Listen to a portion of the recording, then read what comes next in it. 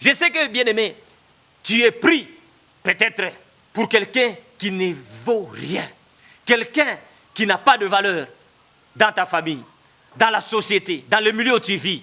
Bien-aimé, ce que les hommes considèrent, ce n'est pas ce que Dieu considère. Il a regardé à la taille, à sa hauteur. Il s'est dit, voici le oint de l'Éternel. Bien-aimé, ne regarde pas l'auteur, la taille ou la dimension de ton problème. Je sais que ton problème est si grand par rapport aux hommes. Je sais que ton problème est si difficile par rapport aux hommes. Ici, Samuel a regardé la taille d'Éliab. Il s'est dit, voilà, celui-ci c'est que Dieu a choisi. Non, bien-aimé dans le Seigneur.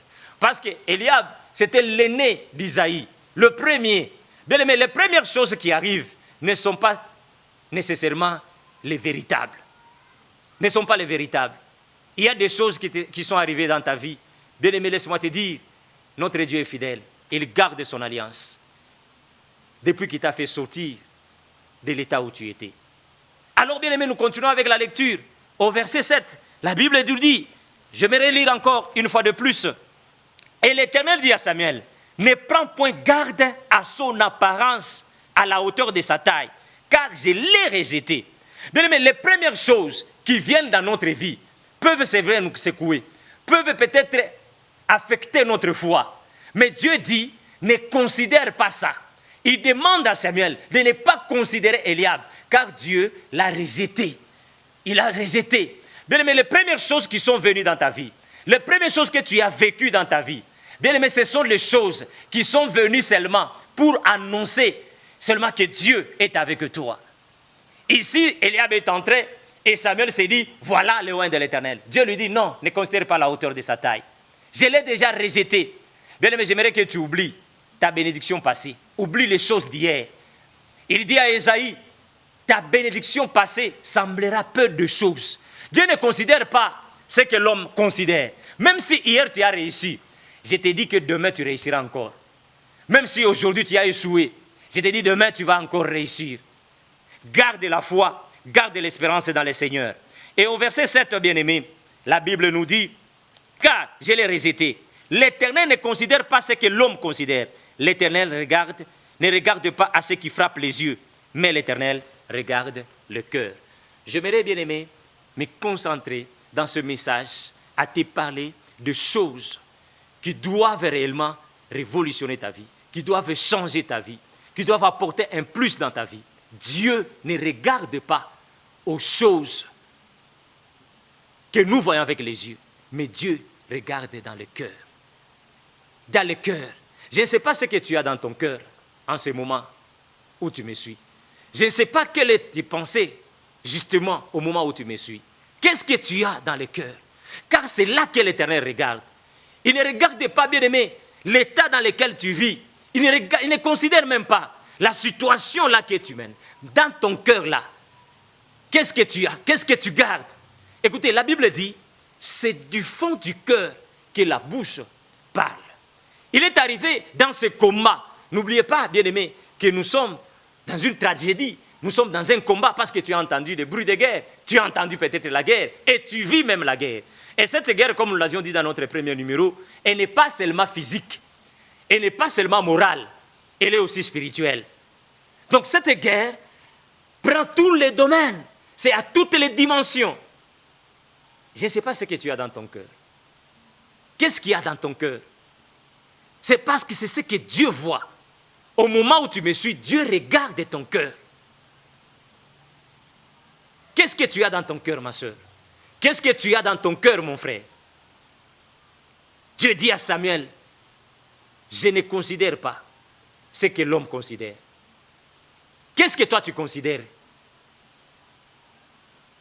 Je ne considère pas, je ne regarde pas ce que les yeux d'un homme voient. Qu'est-ce que toi tu vois? Et dans ton cœur là, qu'est-ce qu'il y a dans ton cœur, ma soeur? Qu'est-ce qu'il y a dans ton cœur, mon frère? Écoutez, bien-aimés dans le Seigneur. Nous avons lu Agé. Dieu dit, je garde mon alliance. Il y a une alliance que Dieu a faite avec nous. Et cette alliance, c'est à nous amener au salut. Tu dois avoir dans ton cœur ces sentiments, cet esprit, cette pensée que même si les choses ne marchent pas, même si les choses ne tournent pas bien, il y a quelqu'un qui a donné sa vie pour que toi tu sois sauvé.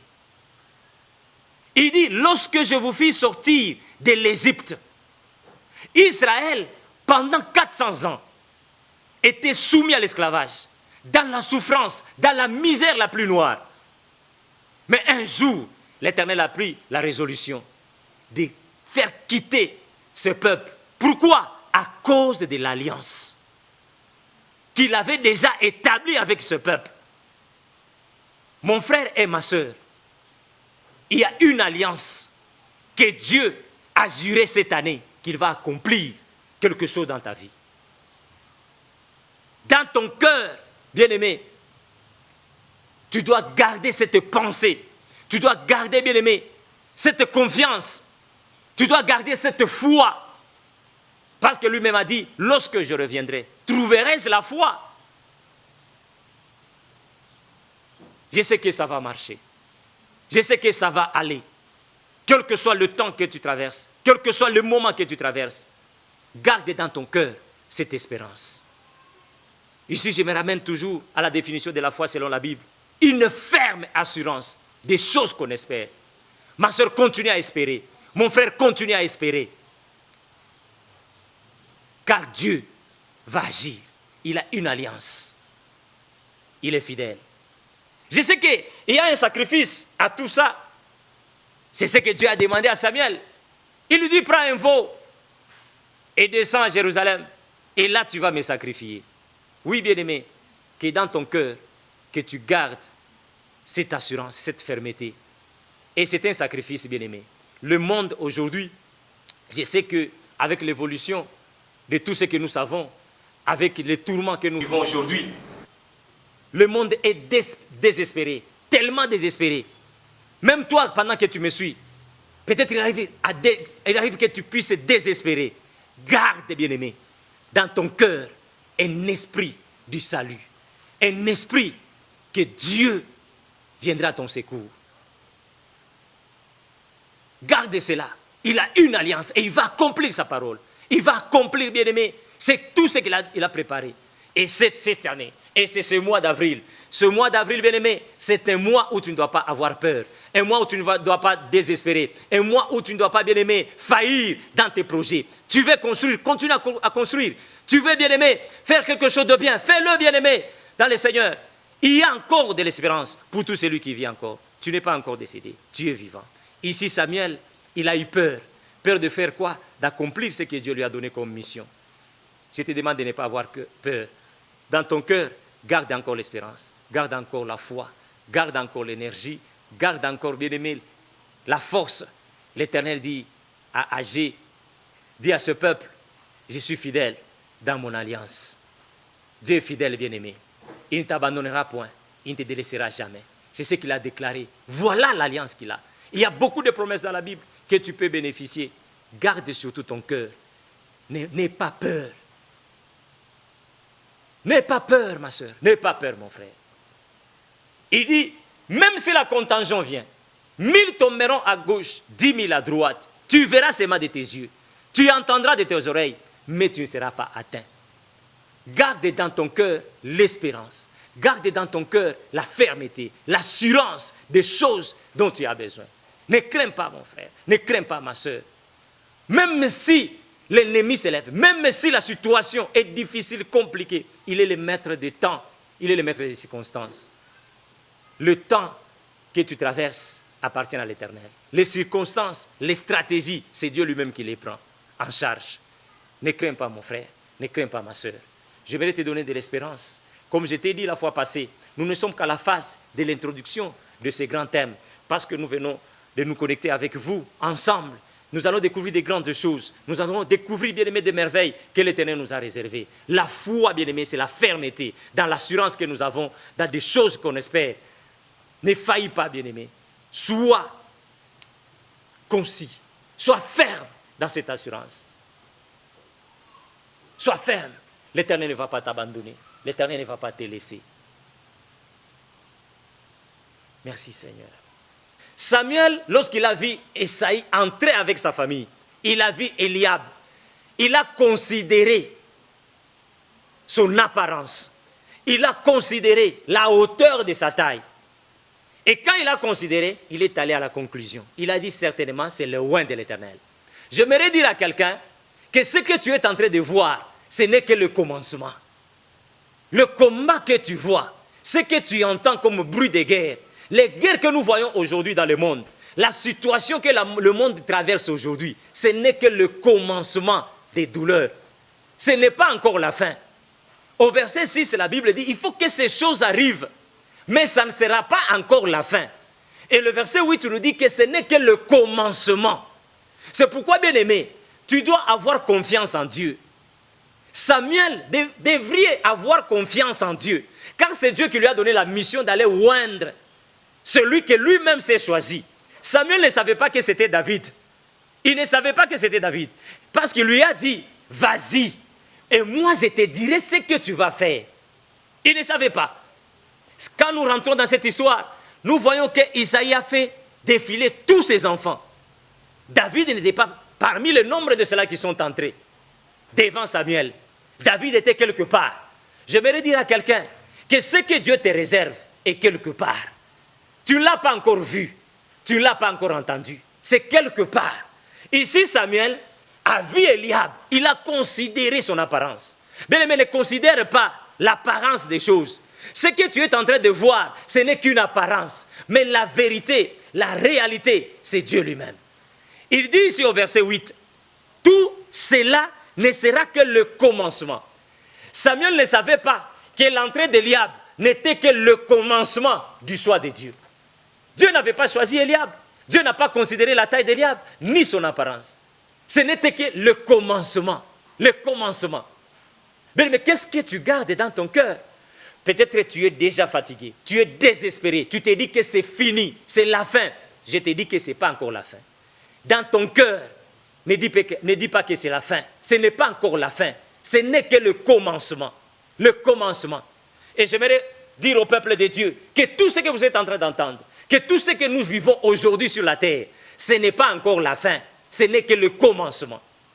Je dirais même le commencement de la fin, car nous ne savons ni l'heure, nous ne savons ni le temps, ni le jour, nous ne connaissons pas.